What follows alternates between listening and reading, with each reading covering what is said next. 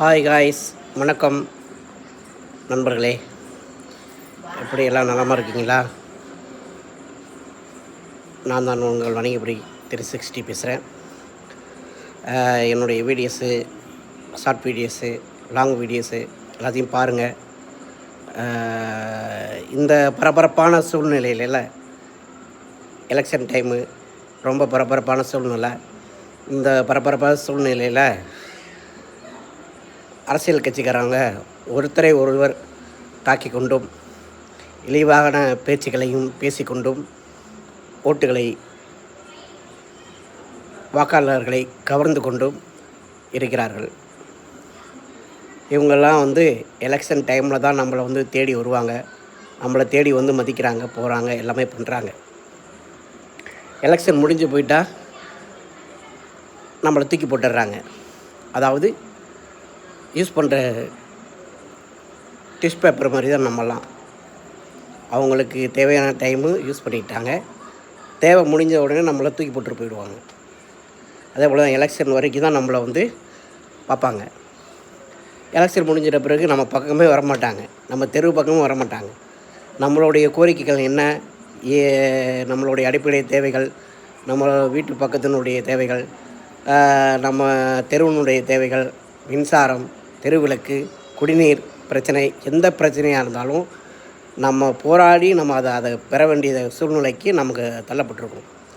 அது எந்த முதலமைச்சரானாலும் சரி தான், எந்த அமைச்சர்களானாலும் சரி தான், ஏடிஎம்கே, டிஎம்கே, டிவிகே, நாம் தமிழர் கட்சி, எல்லா கட்சிகளும் சரி தான். யாராக இருந்தாலும் நம்மளை தேடி வரும்போது மட்டும்தான் வருவாங்க, அதன் பிறகு வரவே மாட்டாங்க.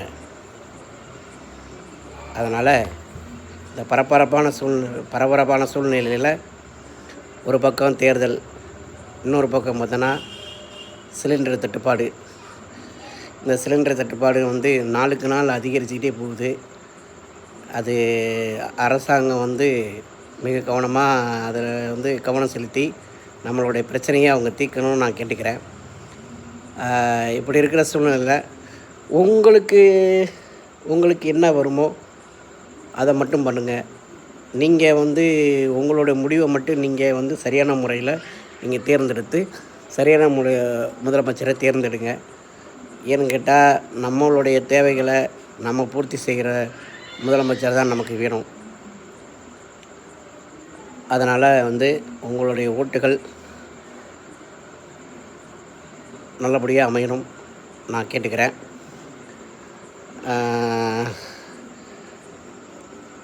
நல்லபடியாக ஓட்டு போடுங்க. ஏப்ரல் 23 100% வாக்கு, உங்களது வாக்குகளை 100% உங்களுடைய ஓட்டுச்சாவடிக்கு சென்று வாக்களிக்குமாறு கேட்டுக்கொள்கிறேன்.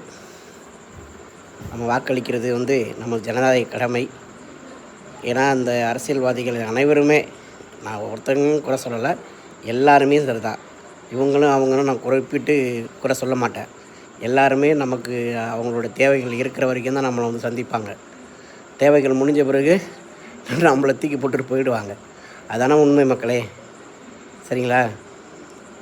ஒரு பாமர மக்கள் போய் ஒரு மனு கொடுத்து வந்தாலும் அந்த மனுவுக்கு லஞ்சம் வாங்கிட்டு தான் அந்த மனுவே விசாரணை பண்ணுறாங்க, எல்லாம் பண்ணுறாங்க, சரிங்களா? நமக்கு ஏதோ ஒரு தேவை இருந்தாலும் நம்ம போய் அணுகுனோம்னா அதுக்கு லஞ்சம் வாங்குகிறாங்க, காசு கொடுங்க செய்கிறேன் அப்படின்றாங்க. இப்படி இருக்கிற சூழ்நிலையில் யாராவது காசு கொடுத்துன்னா நீங்கள் வாங்கிங்க, வேணான்னு சொல்லாதீங்க. ஏன்னு கேட்டிங்கன்னா அதில் நம்மளுடைய வரிப்பணம் தான். அந்த வரிப்பணத்தினால அதை எல்லாருமே நம்ம வரிப்பணத்தை யாருக்கும் நம்ம கொடுக்கக்கூடாது. கொடுக்குற பணத்தை வேணான்னு சொல்லாதீங்க, வாங்கிங்க. இந்த பரபரப்பான சூழ்நிலையில் எல்லாம் பறந்து தான் போகுது, சரிங்களா? ஒரு பக்கம் ஃபாஸ்ட்டாக உலகம் சுற்றிக்கிட்டே வருது, நல்லா தெரிஞ்சுங்க, ஃபாஸ்ட்டாக உலகம் சுற்றிக்கிட்டே வருது. அதனால் அவங்கவுங்க ஓட்டு வேட்டையை ஆரம்பிச்சிட்டு தான் இருக்காங்க. தேர்தல் காலத்தில் நிற்கிறவங்க எல்லோரும் எனக்கு இந்த சின்னத்தில் ஓட்டு போடுங்க, எனக்கு அந்த சின்னத்தில் ஓட்டு போடுங்கன்னு கேட்டுக்கிட்டே இருக்காங்க. அதனால் உங்களுக்கு யாருக்கு பிடிச்சிருக்கோ அந்த தலைவருக்கு நீங்கள் ஓட்டு போடுங்க. யார் மிரட்டலுக்கும் யார் இதுக்கும் பயப்பட வேண்டாம். பயப்படாமல் நீங்கள் வந்து உங்களுக்கு பிடித்தவர்களுக்கு உங்கள் ஓட்டை செலுத்துங்கள்.